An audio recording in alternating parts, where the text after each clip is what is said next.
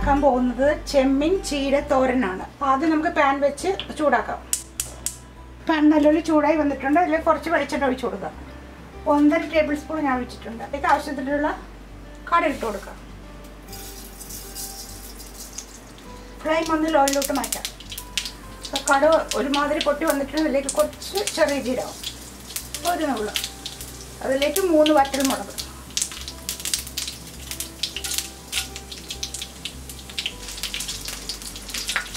കുറച്ച് കരിവേപ്പില, മീഡിയം സവാള ചെറുതായി അരിഞ്ഞത് നല്ലൊരു വഴണ്ട് കുറച്ച് ഇട്ട് കൊടുക്കും. ഫ്ലെയിം ഒന്ന് മീഡിയത്തിലോട്ട് വെച്ച് ഒന്ന് അടച്ചു വെച്ച് ഒന്ന് വെന്ത് വരട്ടെ. നമുക്ക് തുറന്ന് നോക്കാം. ഇപ്പോൾ സവാള നല്ലപോലെ വെന്ത് വന്നിട്ടിട്ട് നല്ല പൊരിഞ്ഞ് നല്ല മണം വരുന്നുണ്ട്. ഈ സമയത്ത് 1/4 ടീസ്പൂൺ മഞ്ഞൾപ്പൊടിയും 1/4 ടീസ്പൂൺ മുളക് പൊടിയും ചേർത്ത് കൊടുക്കാം. പച്ച ടേസ്റ്റ് മാറുന്നവരെ ഒന്ന് ഇളക്കി കൊടുക്കാം. എന്നിട്ട് നമുക്കിതിലേക്ക് ഇപ്പം നല്ലപോലെ പച്ച ടേസ്റ്റെല്ലാം മാറിയിട്ടുണ്ട്. ഇതിലേക്ക് ചെമ്മീൻ ഇടാം. ചെമ്മീൻ നിങ്ങൾക്ക് ആവശ്യമുള്ളത്ര ഇടാൻ കേട്ടോ. ഇത് 50 ഗ്രാം കാണും. ഇതിലേക്ക് കുറച്ച് കുരുമുളക് പൊടി ഇടാം, ഒരു 1/4 ടീസ്പൂൺ. ഫ്ലേവറൊക്കെ ഒന്ന് ചെമ്മീനിലോട്ട് നല്ലപോലെ പിടിച്ചതിന് ശേഷം നമ്മൾക്ക് അരിഞ്ഞു വെച്ചിരിക്കുന്ന ചീരയുടെ തണ്ട്, ഇതിന് കുറച്ച് വേവ് കൂടുതലാണല്ലോ, അതുകൊണ്ട് ഈ ചീരയുടെ തണ്ട് ഇപ്പോൾ ഇടാം.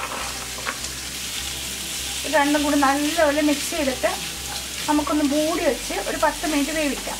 ഇപ്പോൾ തന്നെ ഞാൻ ആവശ്യത്തിനുള്ള ഉപ്പ് ഇടുവാണ് കേട്ടോ. കാരണം ഇതിലോട്ടൊക്കെ നല്ലപോലെ പിടിക്കാൻ വേണ്ടി നമുക്ക് ആവശ്യത്തിന് നേരത്തെ കുറച്ച് ഉപ്പിട്ടിരുന്നു. ബാക്കി ആവശ്യത്തിനുള്ള ഉപ്പും കൂടി ഇട്ടാൽ മതി. കുറച്ച് ഞാൻ ഇടുന്നുള്ളൂ. ലോ ഫ്ലെയിമിലോട്ട് വയ്ക്കാം. ഇതിവിടെ ഇരുന്ന് ഒരു 10-15 മിനിറ്റ് കൊണ്ട് ഇത് വെന്ത് വരും.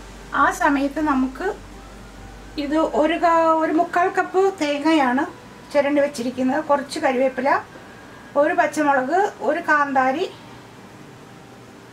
ഒരു അല്ലി വെളുത്തുള്ളി, പിന്നെ 1 ടീസ്പൂൺ ചെറിയ ജീരകം, ഇതും കൂടി ഇട്ട് അരച്ചുകൊണ്ട് വരാം. അരച്ചെന്ന് പറഞ്ഞാൽ ഒന്ന് ക്രഷ് ചെയ്തെടുത്താൽ മതി. ക്രഷ് ചെയ്തിട്ട് ഞാൻ കൊണ്ടുവരാം. 10 മിനിറ്റ് കഴിഞ്ഞു. നമുക്കിതൊന്ന് തുറന്ന് നോക്കാം. ഇതിനിടയ്ക്ക് ഞാനൊന്ന് തുറന്ന് നോക്കിയായിരുന്നു കേട്ടോ. വെള്ളം ഉണ്ടോ ഇല്ലയോ, വറ്റിപ്പോയോ എന്നൊക്കെ ഒന്ന് നോക്കണം ഇടയ്ക്ക്.